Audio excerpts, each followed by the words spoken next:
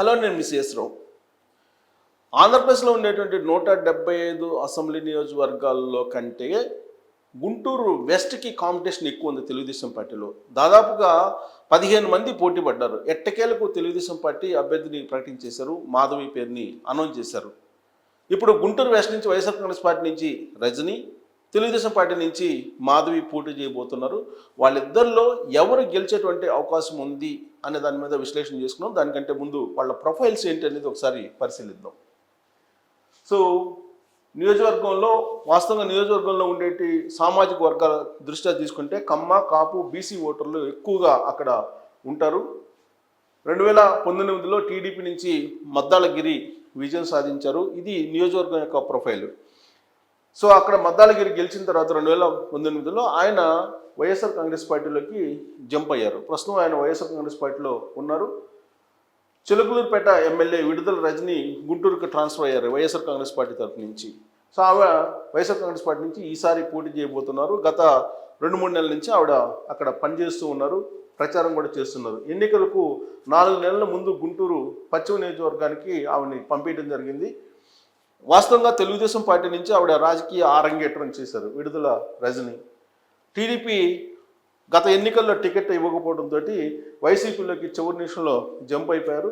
2019 ఎన్నికల్లో వైసీపీ నుంచి చిలకలూరుపేట ఎమ్మెల్యేగా పోటీ చేసి ఆమె గెలుపొందారు. 2022లో రాష్ట్ర వైద్య ఆరోగ్య శాఖ మంత్రిగా అవకాశం లభించింది ఆవిడికి. ప్రస్తుతం మంత్రిగా ఉన్నారు. చిలకలూరుపేట నియోజకవర్గంలో వైసీపీ నాయకుల నుంచి బాగా వ్యతిరేకత ఉంది. అందుకే ఆవిడ్ని గుంటూరు వెస్ట్కి పంపించారు. లీడర్లతో పాటు క్యాడర్లో కూడా రజనీ పనితీరు మీద అసంతృప్తి బాగా ఉంది. అది గమనించినటువంటి జగన్మోహన్ రెడ్డి ఆమెను గుంటూరుకి బదిలీ చేశారు. విడుదల రజనీ పైన తాజాగా అవినీతి ఆరోపణలు కూడా ఉన్నాయి. ఆరోపణలతోటి ఇప్పుడు ఉక్కిరి బిక్కిరి అవుతున్నారు. దాంతో గుంటూరు వెస్ట్లో కూడా ఆమెకు ఓటమి ఖాయమని చెప్పి ఇప్పుడు తాజాగా చర్చ జరుగుతోంది. సో దాంతో ఆవిడ గుంటూరు వెస్ట్లో కూడా ఇప్పుడు ఎదురుతున్నట్లు కనిపిస్తుంది, రాజకీయ వర్గాల్లో వినిపిస్తుంది కూడా. వైఎస్ఆర్ కాంగ్రెస్ పార్టీ శ్రేణుల నుంచి కూడా గుంటూరు వెస్ట్లో సహాయ నిరాకరణ, అంటే ఆవిడతోటి కలిసి నడవడానికి ఇష్టపడటం లేదు అని చెప్పి తెలుస్తుంది. సో నియోజకవర్గానికి కొత్త కావడంతో, కొత్త లీడర్ కావడంతో పట్టు సాధించేందుకు టైం ఆమెకి సరిపోవట్లేదు అనేది కూడా వినిపిస్తుంది. గుంటూరు వెస్ట్ అనగానే కొంత చదువుకున్నటువంటి మేధావి వర్గం ఎక్కువగా ఉండేటువంటి నియోజకవర్గం కూడా చెప్పుకుంటూ ఉంటారు. జగన్ ప్రభుత్వం పైన వ్యతిరేకత ఆవిడకు పెద్ద మైనస్గా కూడా అక్కడ కనిపిస్తూ ఉంది. విడుదల రజని ఇటీవల కాలంలో 6.5 crores తీసుకొని చిలకలూరుపేట అభ్యర్థిగా రాజేష్ని నియమించే ప్రయత్నం చేశారు అని చెప్పి ఆరోపణలు కూడా ఎదుర్కొంటూ ఉన్నారు.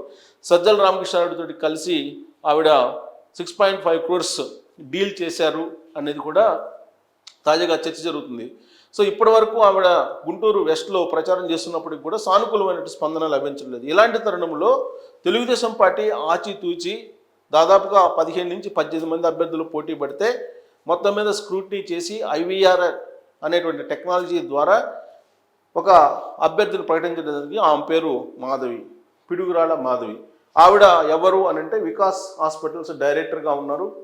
సేవా కార్యక్రమాల్లో బాగా పాల్గొంటారు. సేవా కార్యక్రమంలో పాల్గొని ఆమె మంచి పేరు సంపాదించుకున్నారు అనేది ఆ నియోజకవర్గంలో ఆవిడకి పేరుంది. సామాజిక వర్గం పరంగా రజక సామాజిక వర్గం, విడుదల Rajani non local, but Madhavi local. అదే పెద్ద ప్లస్ పాయింట్ మాధవికి అని చెప్పి రాజకీయ వర్గాల్లో ఇప్పుడు చర్చ జరుగుతుంది. విడుదల రజనీతో పోల్చుకుంటే మాధవికి క్లీన్ ఇమేజ్ ఉంది అని చెప్పి చెప్పచ్చు. 2019 జగన్ హవాలో కూడా గుంటూరు పశ్చిమలో వాస్తవంగా తెలుగుదేశం పార్టీ విజయం సాధించింది. తెలుగుదేశం పార్టీ అడ్డాగా ఆ నియోజకవర్గాన్ని చెప్పుకుంటూ ఉంటారు. తెలుగుదేశం పార్టీ, జనసేన, బీజేపీ కూటమి హవా ఈసారి ఉంటుంది అని చెప్పి భావిస్తూ ఉన్నారు, అంచనా వేస్తూ ఉన్నారు. దానికి ఆధారంగా మనం గత ఎన్నికల్లో ఏ పార్టీకి ఎన్ని ఓట్లు వచ్చాయనేది మనం కనుక పరిశీలిస్తే కనుక 2019 ఎన్నికలు అంటే గత ఎన్నికల్లో మద్దాలగిరి తెలుగుదేశం పార్టీ నుంచి ఆయన పోటీ చేశారు. ఆయన సాధించినటువంటి ఓట్స్ బ్యాంకు 41.15. అంటే తెలుగుదేశం పార్టీ బాగా బలహీనంగా ఉన్నటువంటి రోజులు అవి 2019 ఎన్నికలు. అప్పుడు 41.15 వచ్చే ఓట్ బ్యాంకు. ఆ ఎన్నికల్లో వైఎస్ఆర్ కాంగ్రెస్ పార్టీకి 38.68 మాత్రమే వచ్చాయి. దాదాపు 10%. తెలుగుదేశం పార్టీకి. సో జనసేన పార్టీకి 15.96%, అంటే చెప్పుకోదగ్గ 15.96% అంటే జనసేన పార్టీకి కూడా బాగా వచ్చాయి లాస్ట్ ఎలక్షన్ అప్పుడు. సో ఇక 2014 తీసుకుంటే వేణుగోపాల్ రెడ్డి పోటీ చేశారు తెలుగుదేశం పార్టీ నుంచి, అప్పుడు 46% వచ్చింది తెలుగుదేశం పార్టీకి. వైఎస్ఆర్ కాంగ్రెస్ పార్టీకి 35.55 మాత్రమే వచ్చింది. 2009 ఎన్నికలు తీసుకుంటే 2009లో కూడా ముక్కోణ పోటీ జరిగింది. అప్పుడు కాంగ్రెస్ నుంచి కన్నా లక్ష్మణ్ పోటీ చేశారు, 34.59.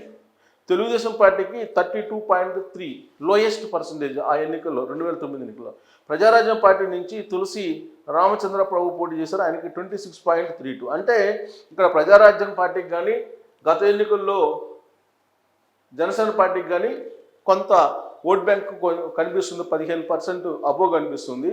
కాబట్టి ఈసారి ఎన్నికల్లో జనసేన తెలుగుదేశం పార్టీ కలిసి పోటీ చేస్తున్నాయి కాబట్టి, బీజేపీ కూడా ఉంది కాబట్టి కూటమిలో, ఈసారి పర్సంటేజ్ పార్టీ లాస్ట్ ఎలక్షన్లో వచ్చినటువంటి 41.15 కన్నా కూడా ఎక్కువగా తెలుగుదేశం పార్టీ డ్యామ్ షూర్గా గెలిచేటువంటి అవకాశం ఉంది అనేటువంటి ఒక అభిప్రాయానికి రావచ్చు గత ఎన్నికల్లో వచ్చినటువంటి ఓట్ షేర్ని బేస్ చేసుకొని. అయితే తాజాగా పైనీర్ సంస్థ చేసినటువంటి సర్వేని కనుక తీసుకుంటే ఫిబ్రవరి 1వ తారీఖు నుంచి ఫిబ్రవరి 14 వరకు చేసినటువంటి సర్వే అంటున్నారు ఇది. దాని ప్రకారం గుంటూరు లోక్సభ తీసుకుంటే గుంటూరు లోక్సభతో పాటు దాని పరిధిలో ఉండేటువంటి అసెంబ్లీ సెగ్మెంట్స్ అన్నీ కూడా తెలుగుదేశం పార్టీ జనసేన స్వీప్ చేసేటువంటి అవకాశం ఉంది. ఒక తాడికొండలో మాత్రం కీన్ కంటెస్ట్ అని చెప్పి అంటున్నారు. అలాగే గుంటూరు తూర్పు ఈస్ట్ వచ్చేసి కీన్ కంటెస్ట్ అంటున్నారు.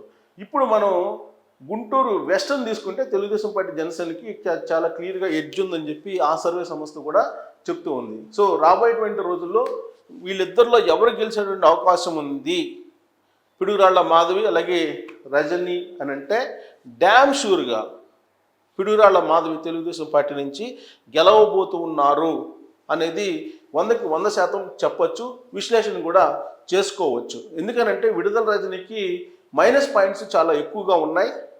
ఫ్రెష్ క్యాండిడేట్ పిడుగురాళ్ల మాధవి, ఆవిడకి ప్లస్ పాయింట్స్ చాలా ఎక్కువగా కనిపిస్తున్నాయి. విడుదల రజనికి మైనస్ పాయింట్స్ చాలా ఎక్కువగా కనిపిస్తున్నాయి.